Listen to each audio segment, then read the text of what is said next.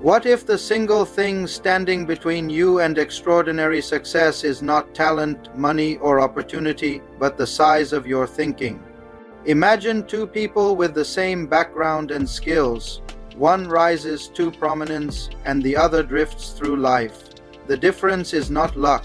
The difference is a mindset that refuses to accept small possibilities. In this video, we will unlock a simple, powerful truth. To change outcomes, you must first change the way you think. David J. Schwartz argues that greatness begins in the mind. Thinking big is not wishful thinking. It is a deliberate set of habits, practices, and mental commands that shape action and produce results. When you program your mind to expect success, you behave differently. You take bolder steps, solve problems creatively, and attract better outcomes. This book is a practical blueprint for rewiring your mental habits so that thinking big becomes normal, not exceptional. Before starting a summary, please subscribe to my channel so that you never miss out on any book summary. Chapter 1, Believe You Can. Succeed and you will. Picture two people standing before the same closed door. One sees a wall, the other sees a doorway. What makes the second person step forward while the first stays frozen? The answer begins inside the mind. This chapter is a call to adopt a conviction so strong that it will move the body and change circumstances. David J. Schwartz makes the central claim that belief is the engine of achievement. Belief is not a vague hope. It is a practiced mental state that organizes attention, shapes emotion, and governs action. When you believe success is possible, you begin to notice solutions instead of obstacles. The book explains practical exercises to build belief. First, visualize outcomes in specific sensory detail. Imagine the look on the client faces, the exact words you will say, the precise flow of the meeting. Sensory detail instructs the unconscious mind and primes productive behavior. Second, rehearse success mentally before you act. Rehearsal reduces fear and increases competence. Third, use positive, authoritative self-talk that is concrete and future-oriented. Replace helpless statements with directives that guide action. Fourth, act as if. Adopt the posture, the tone, and the habits of people who already achieve your goal. These external signals change how others treat you and how your mind treats yourself. Schwartz also explains that belief reduces hesitation. Hesitation is a small thief that steals momentum. When belief is present, decisions are quicker, actions are bolder, and learning happens faster. Belief is powerful, but it is fragile. There is a familiar, stealthy virus that kills belief before it can grow. In the next chapter, we will name that disease and learn the exact steps to cure it so belief can take root and flourish. Chapter 2, Cure Yourself of Excusitis, the failure disease. Most failure sounds reasonable. It wears a mask of logic. It smells like excuses. If you could diagnose the invisible illness that keeps ordinary people ordinary, you would call it excusitis. This chapter is a clinical intervention for that condition. Schwartz identifies excusitis as the habitual use of excuses to protect the ego from risk. Excuses come in familiar forms. People blame their health, their age, their intelligence, or bad luck. Each excuse provides temporary relief but ensures permanent stagnation.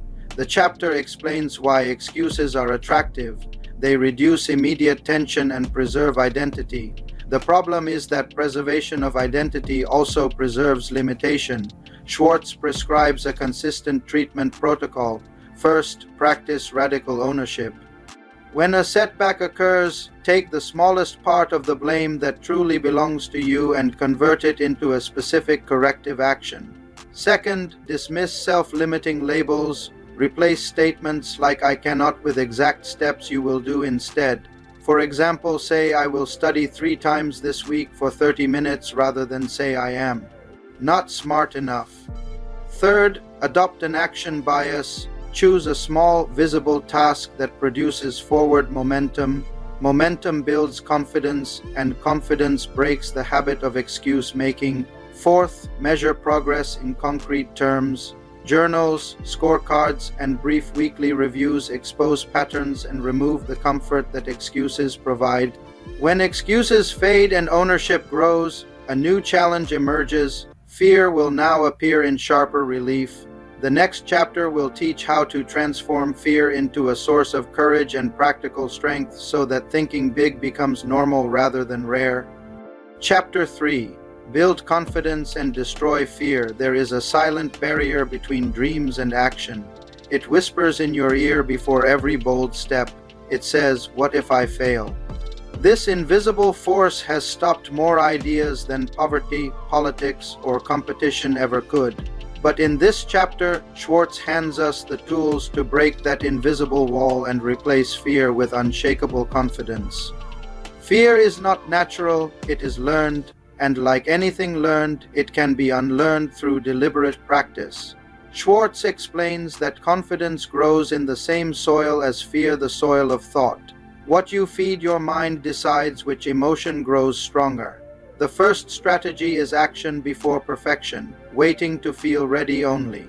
Feeds fear, begin before you are ready and let the action build the confidence. Each small victory erases a piece of fear's foundation. Second, Schwartz teaches the law of exposure. Fear multiplies in the dark but dies in light. Talk about your fears with someone who thinks positively. Saying them out loud weakens their control because silence keeps them alive. Third, he emphasizes preparation as a confidence amplifier. Knowing your material, your plan, or your next step gives your mind evidence that you can succeed. Preparation is the fertilizer of confidence. Fourth, use body language and physical cues. Confidence is not only in the mind, it is expressed through the body. Standing tall, making eye contact, and walking with purpose sends feedback to your brain that says, "I am capable." Your body posture instructs your emotions. Fifth, avoid the habit of comparing yourself to others. Comparison breeds inferiority. The only fair comparison is with your own past performance. Schwartz reminds us that confidence is not arrogance. Arrogance is loud insecurity. True confidence is quiet conviction. It shows through calm decisions, not through noise. Once fear is defeated, a new horizon opens. The question is no longer, "Can I do it?" but "How big can I think?" The next chapter unlocks that secret, how to think beyond limitations and turn ordinary goals into extraordinary visions. Chapter 4. How to think big. The difference between mediocrity and greatness is rarely talent, it is vision. The world is full of intelligent people living small lives because their imagination is trapped by invisible walls.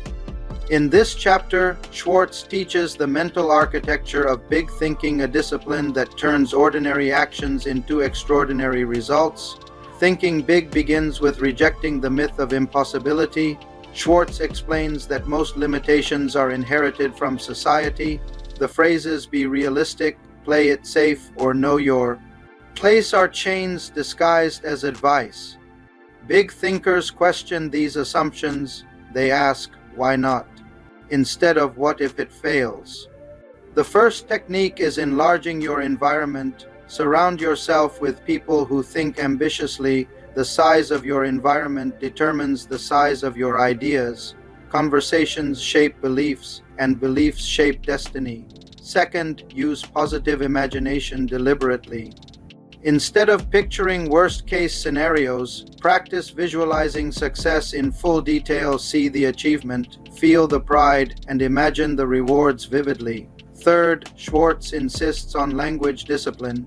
Small thinkers use words like impossible, too hard, or maybe someday. Big thinkers speak in terms of "I will," "I can." And here is how: the brain believes what the mouth says. Fourth, he suggests setting goals that stretch. If your goals do not scare you slightly, they are too small to activate creativity. Big goals demand new strategies, and those strategies pull you toward growth. Fifth, associate with people who inspire you, not those who drain you. The energy of belief is contagious. Every conversation either lifts or lowers your vision. Schwartz. also highlights gratitude as a tool for expansion. Grateful minds focus on abundance, and abundance thinking naturally leads to bigger expectations of life. He ends the chapter with a challenge. Think of your career, your relationships, your income, your health, and ask, what is the larger version of this? That single question, repeated daily, can alter the direction of an entire life. Thinking big is the spark, but without daily habits it fades into fantasy. In the next chapter, Schwartz reveals how to turn big thoughts into consistent actions that attract opportunity, influence others, and create unstoppable growth. Chapter 5, How to Think and Dream Creatively. Every major breakthrough in history began with one invisible event, a single thought that refused to stay ordinary. Creativity is not a gift for a chosen few. It is a muscle that anyone can train. But most people let it weaken through routine and fear of judgment. This chapter opens the door to rediscovering that muscle, to thinking and dreaming like the innovators who changed the world. Schwartz begins by shattering the myth that creativity is magic. It is not. Creativity is the result of curiosity, observation, and courage. The first key is belief in creative potential. When you believe you can find better ways, your brain begins to search for them. Doubt shuts down creative circuits. Belief activates them. Second, Schwartz teaches the power of asking questions. Creative thinkers do not accept things as they are. They constantly ask, how can this be improved? Why is this done this way? Or what if there were a simpler method? Questions are mental flashlights that reveal hidden possibilities. Third, expand your mental input. Read widely, talk to people outside your field, and expose yourself to different ideas. Fresh information mixes with existing knowledge to form new combinations. Creativity is the intersection of old ideas meeting new ones. Fourth, do not fear mistakes. Mistakes are experiments that reveal better directions. The person who never makes mistakes is usually the one who never tries new things. Schwartz insists that every error contains a seed of innovation if examined correctly. Fifth, practice relaxation. The mind produces its best ideas when it is calm, not when it is tense. Many of the greatest ideas come while walking, showering, or driving, moments when the mind wanders freely. He also advises keeping a creative idea. Journal, write down every spark, no matter how small. Review it weekly to nurture and connect those sparks. Over time, it becomes a treasure chest of breakthroughs. Thinking creatively opens new possibilities, but one hidden barrier can destroy all progress: the habit of negativity. The next chapter reveals how to protect your mind from pessimism and develop the mental habit that guarantees forward momentum. Chapter 7. Manage your environment. Go first class. Your environment is a silent sculptor shaping your destiny.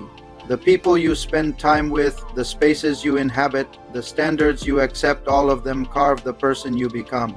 This chapter uncovers how to deliberately design your environment so that success becomes natural instead of accidental. Schwartz begins with a simple truth: you cannot grow in a soil that poisons your roots.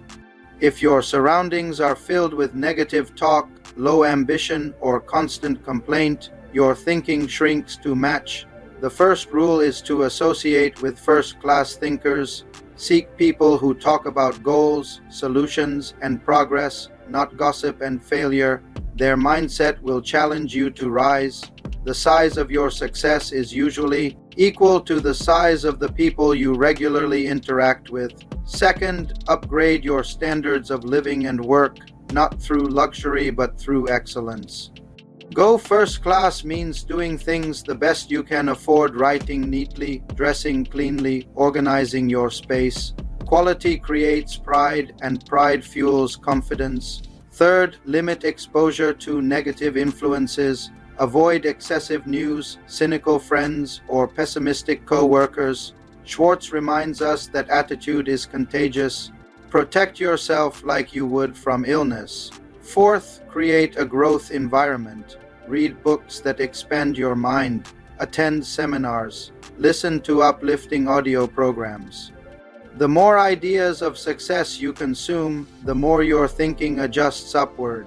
Finally, practice mental housekeeping. Remove old beliefs, self-doubt, and fear from your mental environment. Replace them with thoughts of progress, gratitude, and optimism. When you build a powerful environment, your inner strength grows. But success is never achieved alone.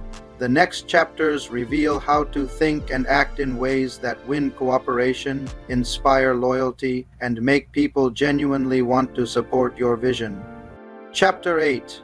Make your attitudes your allies every day. Unseen forces follow you, your attitudes. They speak before your mouth does. They influence every conversation, decision, and opportunity. In this chapter, Schwartz shows that success depends less on what you know and more on the emotional energy you project. The right attitude can open doors that talent alone cannot. Attitude is the silent ambassador of your personality. It shapes how others respond to you and, more importantly, how you respond to life. Schwartz identifies 3 primary attitudes that act as allies of success: enthusiasm, interest, and positive expectancy. The first ally is enthusiasm. It is contagious and magnetic. Enthusiasm turns ordinary moments into memorable ones. Schwartz teaches that enthusiasm is not about loudness. It is about genuine excitement for what you do. The cure for dullness is not rest but purpose. When you find meaning in your work, enthusiasm naturally follows. The second ally is interest in others. People are drawn to those who make them feel valued. Ask questions. Listen actively. Remember names. Celebrate others' wins. When you focus on giving appreciation instead of seeking it, your influence multiplies. The third ally is positive expectancy. Expect good things to happen. Not because of luck, but because your attitude makes you act in ways that attract good outcomes. Schwartz reminds us that people prefer to follow leaders who radiate hope, not despair. To build these attitudes, he suggests daily rituals.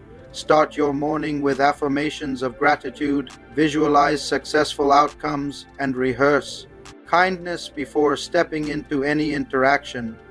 Over time, your subconscious mind begins to carry these attitudes automatically.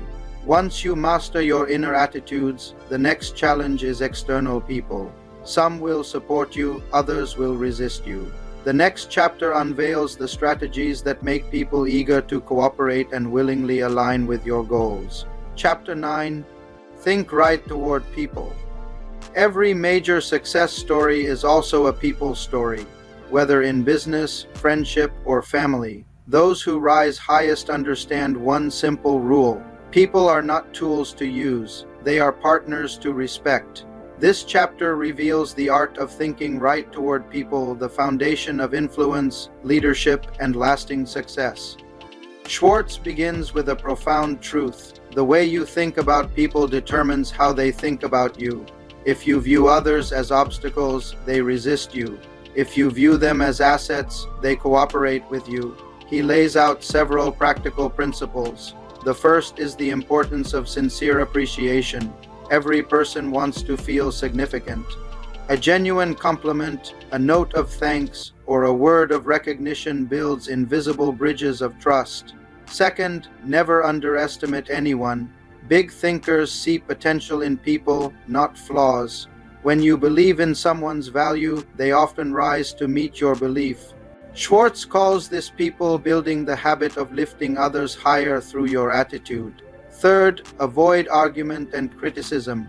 Criticism destroys motivation. Instead of condemning, understand. Instead of arguing, ask questions. Instead of proving someone wrong, help them save face. The goal is cooperation, not victory. Fourth, practice forgiveness quickly. Holding grudges poisons your mind.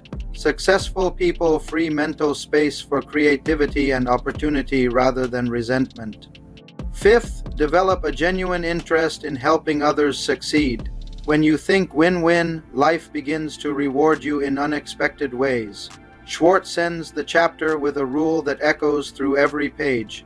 Treat everyone as important. The cleaner at your office, the waiter at your table, the client on your call all deserve dignity.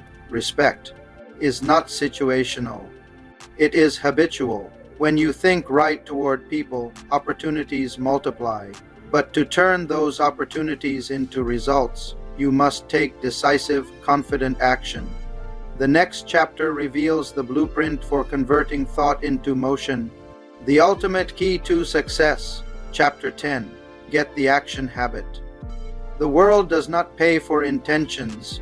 It rewards movement. Between those who dream and those who achieve lies a single difference: action. This chapter transforms the abstract idea of doing into a predictable habit that propels consistent progress.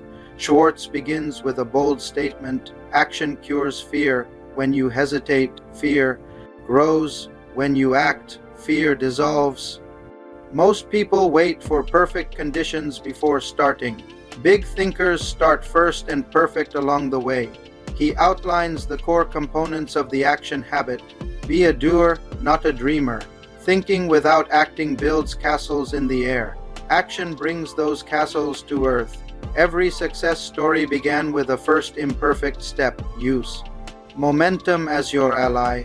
Once you start, do not pause. The energy of movement sustains itself. The longer you delay, the heavier the start becomes. Do it now. These three words are the backbone of every achiever. Postponement drains power. Immediacy multiplies it. Expect problems and act anyway. Waiting for a problem-free path guarantees paralysis. Each problem solved expands capability. Convert defeat into learning. Action does not guarantee success, but it guarantees growth. Every setback provides data for your next improvement. Schwartz emphasizes that leaders are action-oriented. They are decisive, willing to risk small failures in exchange for large progress. The action habit is not natural, it is trained through repetition. Each day, take one uncomfortable but necessary step. He also teaches that thinking and action are partners, not opposites. Thinking directs, action executes. Together they create results. You now have belief, confidence, attitude, and action, but success still depends on one crucial element: persistence. The next chapter reveals how to maintain momentum even when obstacles multiply, and how to stay big-minded when results seem far away. Chapter 11. How to turn defeat into victory. Every person who has ever achieved something great has also walked through the valley of defeat.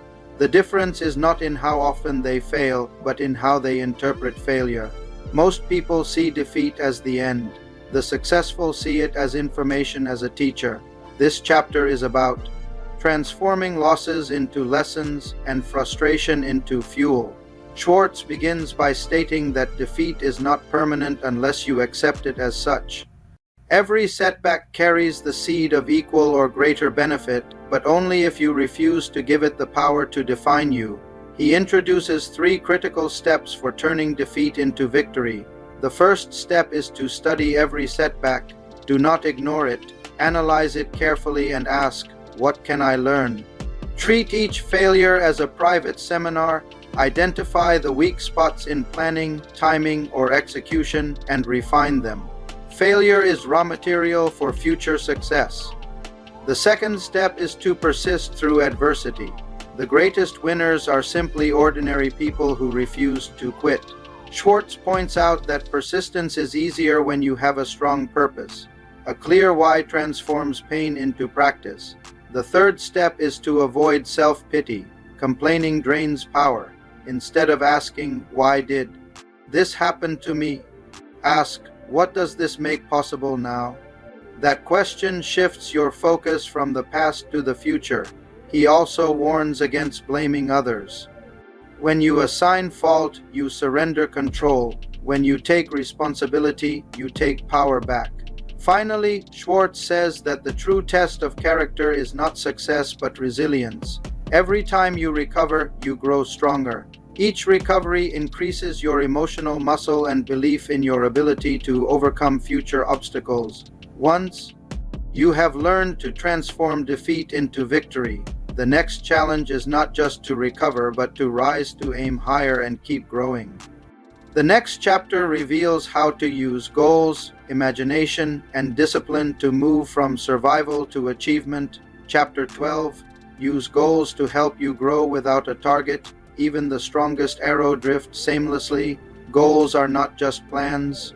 They are psychological magnets that pull you toward a higher version of yourself. In this chapter, Schwartz explains how to set goals that stretch your imagination and organize your actions toward consistent growth.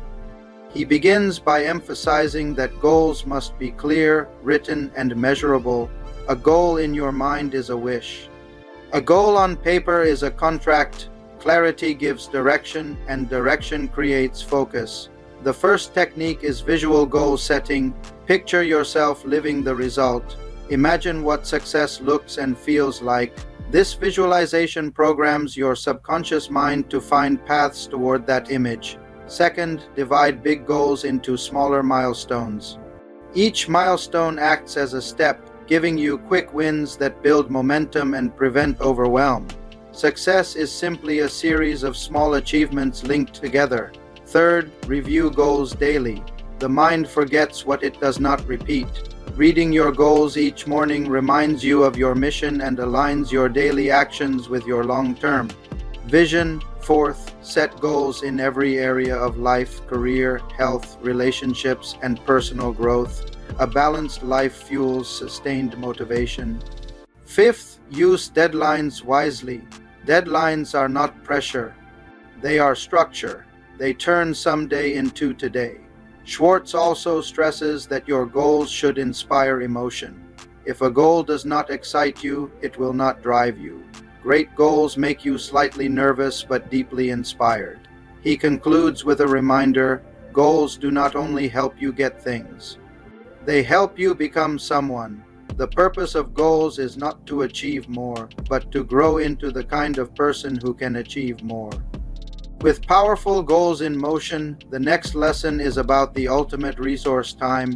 The following chapter teaches how to use time intelligently so that big dreams are not delayed by small distractions.